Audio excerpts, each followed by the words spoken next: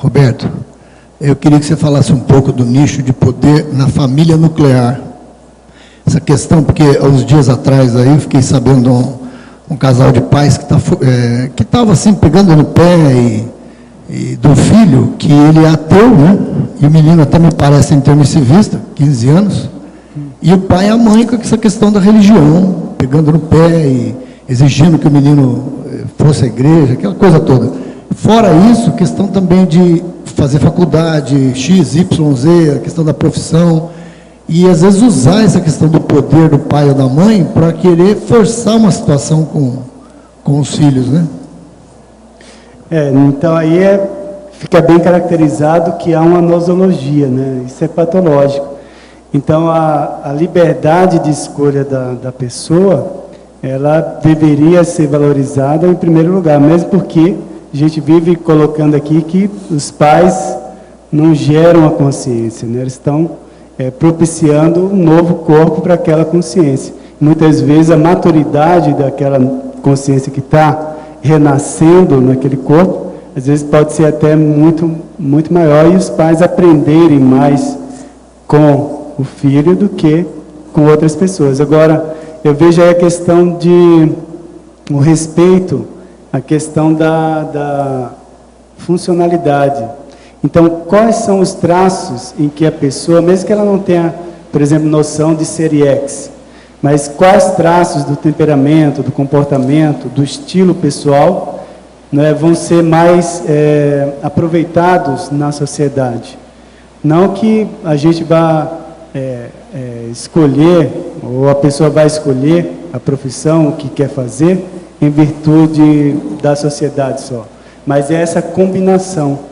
Então, da potencialidade pessoal, né, da inclinação pessoal, com as diversas funções sociais que existem. Então, a gente tem inúmeras possibilidades. A gente sempre fala para os alunos que o sucesso profissional de cada um depende das escolhas que cada um faz, do investimento pessoal dentro daquilo. Então, quem vai fazer o diferencial é a própria pessoa, né, juntando a tendência ou a potencialidade dela com os recursos que a sociedade oferece, que é a formação profissional, os cursos, as habilitações, né, a profissionalização, enfim, de modo geral. Então, primeiro vejo então, a questão do respeito às escolhas pessoais, para não bancar ali a coerção, a intimidação, mesmo porque isso é uma tendência, eu comentei aqui no VB, estava procurando, mas tem algum momento que eu falo aqui da questão familiar. Então, há uma tendência primatológica, né? Aquela questão de ter em torno de si, né, a prole, o filho, o cuidado. Isso é forte nos mamíferos, de modo geral. Nos primatas é mais forte em relação ao restante dos mamíferos. E no caso humano? O caso humano é onde tem a infância e a adolescência mais prolongada. Ou seja, onde os pais mais demoram ali no cuidado com o filho. Na maioria dos outros animais existe uma libertação e até um incentivo a isso muito mais cedo, muito mais rápido. Enquanto que na sociedade humana, esse cuidado ali com a prole se estende por anos e mais de uma década, né? Então, muitas vezes chega muitos filhos prolongam até 3 décadas em torno ali dos pais. Que eu vi falar muito a questão empresarial, e aí eu queria puxar esse assunto justamente porque tem muito disso. Algumas etnias, por exemplo, que obrigam os filhos a morar perto, tem que morar perto do pai, dentro da casa, e fica aquela pirâmide de poder, né, do bisavô, do avô, do pai, isso. Aquela coisa toda tolhida, toda pensada. Totalmente primatológico aí, totalmente primatológico. Então, a herança, então, às vezes ali, eu coloquei aqui, é o mesmo processo o revivalismo grupal. Isso é o revivalismo. Então, muitas vezes vem há mais de uma vida aquele grupo exercendo funções ou atividades semelhantes, similares, e aí procura defender aquela honra, aquele sangue, aquele tipo de posicionamento. Me veio uma ideia agora, professor Valdo, que o senhor passou por essa questão dos ciganos, né? Teve um documentário agora no National Geographic esses dias mostrando um casamento cigano, a menina de 15 anos com o menino de 15 anos. Eles nunca se viram, nunca se conversaram, e aí chegou o líder lá, né, que é o caso de nicho de poder, que diz assim, não tem problema não, eles vão se gostar, eles vão se apaixonar, aqui é assim, e o negócio é para perpetuar, para não acabar com aquilo. A menina, o senhor olhava para ela, via que ela não estava gostando daquela situação, o menino até estava indiferente, a menina não estava gostando, percebia que estava forçado, até comentei, isso não vai dar certo. Passou 1 ano, se eu não me engano, eles se separaram. A menina com 15 anos naquela festa toda, quer dizer, não tem escolha, não tem opção, o melhor para você é isso, acabou, então é bem dentro desse é o caso da paragenética sendo retroalimentado pela genética e vice-versa. Então forma um ciclo patológico. É o que a gente fala dos costumes, sabe, subhumanos. Isso aí que são costumes subhumanos. Geralmente eles estão acima da lei. E é um processo marginal. Cigano tem muito disso. Não, e o judeu também parece que está nessa, né? Tem Eles preferem que em casa... um monte de gente, em matéria de etnia, todo esse povo que defende mais etnia, às vezes tem disso. É o excesso, né? Mandar. Outra coisa, quase sempre tem interesse econômico financeiro no homem. Dote, essas coisas. Sou médico, cirurgião geral, trabalho em urgência e trauma há 20 anos. Sou iniciante no estudo da conscienciologia e projeciologia. Sou um casca dura, não, é casca grossa que chama, não é dura. Não. Você é só grosso, não é duro. Sempre tentei fazer o meu melhor, mas infelizmente já tive sucesso e 5 erros na minha prática, que são mais pecados e marcantes interiormente que os milhares de acertos. Atualmente estou passando por um período de pós-operatório complicado de uma cirurgia no joelho esquerdo. No caso de uma necessidade íntima de assistência extrafísica, o que é melhor a ser feito? Mentalização, pedido, saber previamente sobre algum local específico com possibilidade extrafísica de tratamento. E para se conseguir essa assistência para os pacientes, o melhor que eu conheço. E para os pesos do passado, o senhor pode me dar orientação sobre esse assunto? Sim, o problema todo é o seguinte. E se você praticar erro, isso é normal. A coisa séria é o seguinte, já que você fez tanta cirurgia, eu vou te fazer uma pergunta. Você, por acaso, fez algum corte em você mesmo com a pessoa que estava com AIDS? Quer dizer, você estava operando um aidético? E isso feriu você, porque eu conheço alguns cirurgiões que já aconteceram até umas 5 vezes isso com eles. E em muito menos de 20 anos. Isso já aconteceu com você? Como é que é seu processo aidético? Você já fez exame, por exemplo, sobre AIDS esse ano? Eu estou te chamando a atenção, porque são muitos colegas aí que eu tenho visto, que tem gente que já pegou AIDS só por causa de um cortezinho na hora da cirurgia do aidético. Olha bem que você sabe, esse negócio de luva não segura bisturi, sabe? Luva não segura bisturi, vocês ficam sabendo. Faca não segura. Você está entendendo? Não é? Não dá. Então a AIDS vem.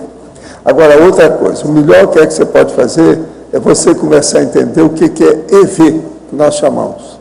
Com isso, você vai sair do seu casca grossismo aí da história e vai dominar a situação. Agora, na questão da assistência extrafísica, o melhor é colocar em gente que trabalha com a TENEPS. Eu trabalho, mas aqui nós temos algumas mais, quase 200 de pessoas que praticam a TENEPS. Então é bom mandar para a TENEPS de alguém, que isso aí pode ajudar mais rápido. Agora, quanto aos processos do passado, deixa a sua autoculpa e vamos assistir os outros. Fazer assistência do jeito que você tem feito, é por aí. Isso é muito bom. Você trabalhando em urgência e trauma há 20 anos como cirurgião, isso não é fácil. A gente sabe como é que é isso, eu entendo do processo. Eu já entrei nessa aí, conheço alguma coisa. Aqui e também no Oriente. Eu conheço bem esse negócio. De modo que vamos confiar e EV para você. Olha, se você não leu nada, é só pegar aí nesse site aí que você pegou para mandar o online para cá e ver lá Nossa Evolução. É um livrinho que tem. Pega aí que está a opção de download, você pode fazer. Agora, professor, sou o mesmo médico cirurgião que mandei a pergunta pouco antes. Os erros sobre os quais falei há pouco não foram acidentes comigo. Obrigado pela dica sobre os cuidados necessários. Faço regularmente exame anti-EV negativo. Os erros foram muito maiores e dramáticos. Foram incapacidade de auxiliar as consciências que dependiam de mim naquele momento. Erros que levaram pacientes a dessoma, incapacidade pessoal de ter realizado a coisa certa, no momento crítico. Como devo encarar isso conscienciologicamente? O senhor poderia comentar sobre isso? Não. O problema melhor aí é você usar o EV e fazer exteriorização de energia em favor disso e esquecer o passado. Vamos em frente. Olha o que você está fazendo hoje. Tem muito serviço para fazer que você pode recuperar tudo aquilo que passou. Uma outra coisa, eu entendo bem desse processo de cirurgia e o processo da equipe. Os erros e problema todo nunca são só de uma pessoa. Aí envolve uma série de circunstâncias que a gente tem que entender. Nós temos que entender isso com calma. De modo que, e outra coisa, o melhor da história é trabalhar de modo que essas coisas não ocorram novamente. Equipe cirúrgica não é fácil. O envolvimento disso aí é mais sério do que uma orquestra. Uma orquestra sinfônica, às vezes, por exemplo, tem aí mais de 100 musicistas, de instrumentistas na história. No entanto, ela não é tão séria quanto uma equipe cirúrgica, que é muito menos gente. Mas é que a equipe não está mexendo com músico, ela está mexendo com a vida dos outros. Então, isso aí é seríssimo. O problema todo nosso é entrosamento da equipe. Eu chamo isso aí de equipim, quer dizer, equipe intrafísica. Agora, quando a equipe intrafísica é boa, ela começa a ter uma equipe extrafísica, que nós chamamos de equipex. Quando acontece isso, os erros diminuem. Os acidentes de percurso acabam. Pensa bem nisso, mas isso tudo tem que ser feito através da energia. Uma outra coisa que eu vou te dar uma dica, você não precisa falar isso com ninguém. Quando você tiver alguma cirurgia que seja muito séria, você vai antes na sala cirúrgica, na sala lá de cirurgia. E quando não tiver ninguém, você chega antes, vai lá e dá uma rodada na sala toda, exteriorizando energia. Você muda o ambiente na hora, por causa do holopensene, é a atmosfera que muda. Isso aí é uma das técnicas que eu sempre usei.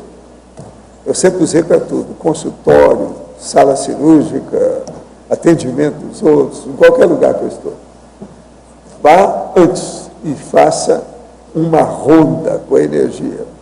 Você vai limpar o ambiente. O holopensene melhora. Agora, ó, qualquer coisa, veja através da enciclopédia da Conscienciologia, que tem download disso aí. E você pode ver. Só procura esses temas que você não sabe, que isso aí vai esclarecer mais você. Roberto, aqui na patologia, nona linha, a depuração nas interlocuções, filtrando os assédios funcionais. Sim, essa depuração é fundamental, porque às vezes a pessoa usa uma palavra, um termo, que pode ser interpretado de 1001 maneiras, assim, diferentes modos. E pode causar, esse erro de interpretação, pode criar uma bola de neve, né, que vai piorando, gera comentários, ou fofoca, fulano falou aquilo, e aí vai aumentando essa bola de neve, e aí acaba em intrusões, em tipo de assédio que é totalmente desnecessário. Então, sempre que, até mesmo o nosso filtro, né, na hora que a gente escuta um comentário de alguém, algum tipo de queixa, uma reclamação sobre as nossas atividades ou sobre alguém, a gente procurar fazer esse filtro. No mínimo, por exemplo, observar as duas partes em questão. Então, no mínimo, checar se realmente a pessoa quis dizer aquilo. Se deu margem a mais de uma interpretação, perguntar à pessoa, não, fulano, você quis dizer isso mesmo? Então, verificar se a afirmativa da pessoa é exatamente aquela que você interpretou, no caso de gerar dúvida. Então, isso é um posicionamento mais profilático para você evitar essa cadeia que pode iniciar e gerar transtornos ou perda de energia, de tempo, com questão que não é trivial. E assim, que é trivial não é fundamental. Foz do Iguaçu tem energia. a energia das nossas águas, dos nossos ventos, das nossas matas e animais, a energia de nossa gente, de nossa história, de nossa diversidade. Dia e noite, Foz é energia. A escolha ideal para materializar uma iniciativa pioneira no planeta. Uma comunidade voltada à pesquisa da consciência de modo integral, considerando as bioenergias, as vidas anteriores, as múltiplas dimensões e seus diversos veículos de manifestações, além do corpo físico. Estamos falando da conscienciologia, ciência proposta pelo pesquisador independente, autor e professor Valdo Vieira. Uma abordagem que conquistou reconhecimento internacional, trazendo a consciência ao universo científico na condição desafiadora de observador e, ao mesmo tempo, objeto das experiências. Assim surgiu o embrião da futura Comunidade Permanente de Pesquisadores da Consciência, o CAEC, Centro de Altos Estudos da Conscienciologia, fundado em 1995 na região do Tamanduazinho. Hoje, aquela área recebe oficialmente em Foz o nome de Cognópolis, o bairro do conhecimento, e recebe conscienciólogos de várias partes do mundo. Um grande polo atrator de intermissivistas, aqueles que estudaram em cursos especializados para cumprir as programações de vida com que se comprometeram antes de seu nascimento nesta dimensão física. O CAEC foi o primeiro e continua sendo o mais importante complexo de pesquisa na Cognópolis de Foz do Iguaçu. Ele abriga a holoteca, com centenas de milhares de livros e artefatos do saber. O patrimônio científico da holoteca é oferecido à comunidade de Foz do Iguaçu de maneira pública e gratuita. Também lá se encontra o Holociclo, que reúne os voluntários que se dedicam à linha de produção da Enciclopédia da Conscienciologia, trabalho coordenado pelo professor Valdo Vieira, que já rendeu a publicação de mais de 8.000 páginas.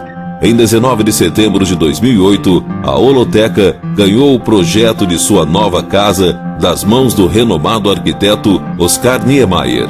Assim, o Mega Centro Cultural Holoteca será construído na Avenida Maria Bubiac, ao lado do CAEC. Atualmente, o projeto está em levantamento de recursos para a elaboração do memorial descritivo, o que é necessário para sua aprovação pela Lei Rouanet. No Tertuliarium, diariamente, do 12h30 às 2h30, o professor Valdo Vieira aplica seu curso de longo curso, aberto e sem pré-requisitos a todos os interessados, que podem participar presencialmente ou pela internet.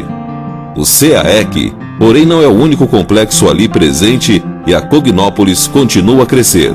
O plano diretor para o bairro é formado por extensa área de preservação ambiental, condomínios residenciais e um centro empresarial e de convenções, o Discernimento, que reúne organizações conscienciológicas de voluntariado e empresas de serviços.